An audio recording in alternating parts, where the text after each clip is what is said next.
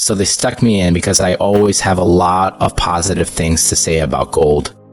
But as a recruiting founder, this was their monetary policy, believe it or not. That said, we were just talking offline about played, or people have tried to play that game with you on Twitter, for example, quite a bit, no matter what the topic, because you have an opinion. You have an informed opinion. You have an opinion that people may or may not want you to share. So can you talk about that quickly before we get into some of the other big things like the economy, how that's going, and you know what you're up to? Yeah, I'd be glad to. I've been doing it for a long time. I joined Twitter in 2009. It came out, it was debuted at South by Southwest in 2006. That was their coming out party. I joined in 2009, which is fairly early days. And I did it because I had a lot of friends in Washington who were reporters. They were Taylor Griffin, Mike Allen, a bunch of them. They were the top people.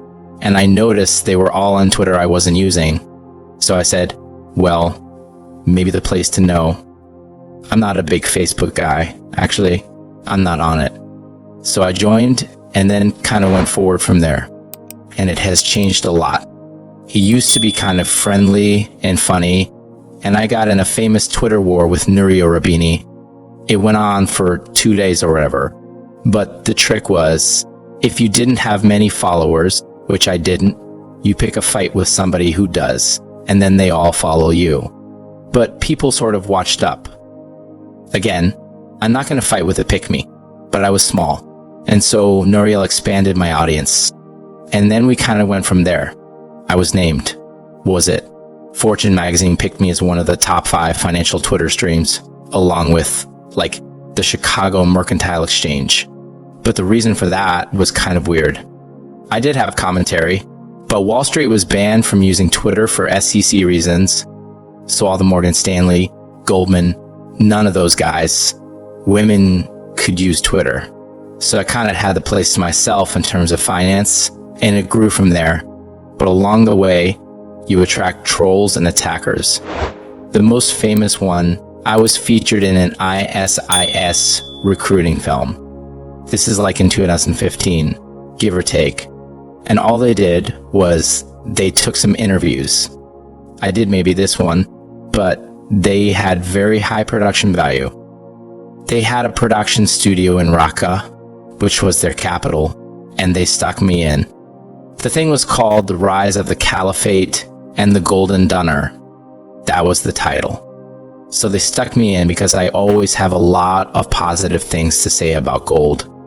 But as a recruiting founder, this was their monetary policy, believe it or not, of ISIS. And they had 2 currencies, gold and Bitcoin. I actually did work with the Special Operations Command down in Tampa. On the Bitcoin side of it was interesting. But one night, so I'm kind of night out, so it's like 2 a.m, I'm at my screen, got my Twitter thing, know nothing about what I just told you. And all of a sudden, in Arabic, I'm getting flooded with positive comments from the Arab community, from Syria and Iraq and all these places saying, yeah, you're our. I'm like, what? So I found the video, which has since been banned. You can't find it today, but I found it at the time. And there it was, me and Ron Paul talking about gold, but in the middle of this ISIS film. So I just sat there, but I knew the math. In other words, things they say go viral that grow exponentially, but the opposite is true. If you can block them, you can radically reduce the traffic. So I was like, block, block, block, block, block.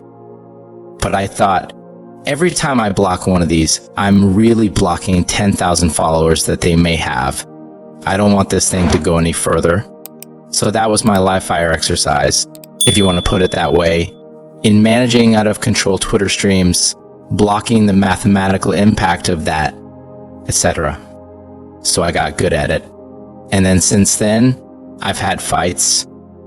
I don't pick these fights, but they kind of come after me. The Bitcoin people, they have no time for me.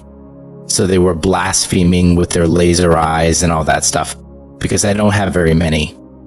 I know it goes up and down, and people make money, but it's an asset, but it's not money. So that was one. Then, the Ukrainian. They had a Ukrainian cyber command. They had an army of several 100,000 people, and all over the world, they weren't like all in Ukraine, but they were dedicated to being online and trolling anyone who wasn't with the program. And I was the one pointing out that Russia is having elections next month. We're having elections. Ukraine canceled the elections, put their political enemies in jail, which sounds a little too close to home these days. And then they're basically run by neo-Nazis. And you say that, oh, you're just name-calling. No, they're actual neo-Nazis. Do the research. They've got Nazi insignia. They're left over from the Waffen-SS because Germany and the SS took over Ukraine. But then the Russians came in and the counterattack on the Eastern Front, and so the communists and the Ukrainians. But the Ukrainians were Nazi, they were in the Waffen-SS, which was the militarized arm of the SS, which ran the, Russia won, became part of the Soviet Union, but those guys never went away, and they hate Russia. They don't distinguish between the Soviet Union and Russia. They hate Russia, and they've kept those Nazi sympathies.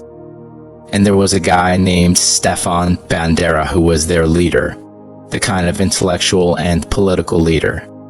And so they call them Banderas or Banderistas or whatever.